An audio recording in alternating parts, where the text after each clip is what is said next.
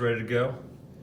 Yeah. Okay, so this is Black Panther Party, Black Muslims by Mollie and Morgo. You guys ready to go? Anytime, hit it. Okay, so looking at the civil rights movement during the time, you have like Martin Luther King, who's like preaching his gospel of peaceful change and integration, and then you have like the Black Muslim group. And they deliver a slightly different message. They think that white people are not to be trusted. They view them as the devil. They call on African Americans to be proud of their heritage and to set up strong communities without the help of white Americans. They promote the establishment of a separate state for African Americans in which they can rely on themselves and provide solutions to their own problems.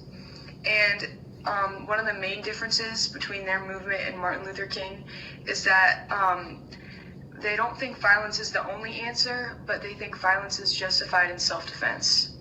Yeah. So they want blacks to achieve what is rightfully theirs by any means necessary. Yeah, and that was a quote from who? Malcolm X. Very good.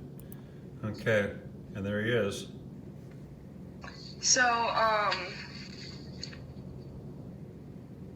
he was one of the leaders of the Black Muslims, but after a trip to Mecca, he had like a change of heart and kind of differentiated from the way that the Black Muslims were like viewing the civil rights movement. Like,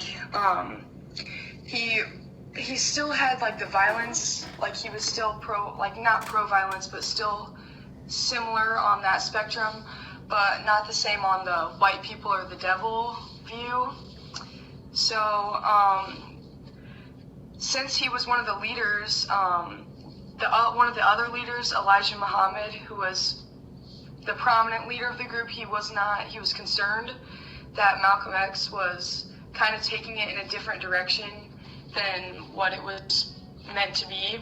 And so there was kind of a feud between them, and eventually it escalated to the point where one of the Black Muslims was sent to kill Malcolm X, so he was killed. Yeah, and that happened when he was giving his speech in 1965, I think. Yes. So, all right. So can I move on?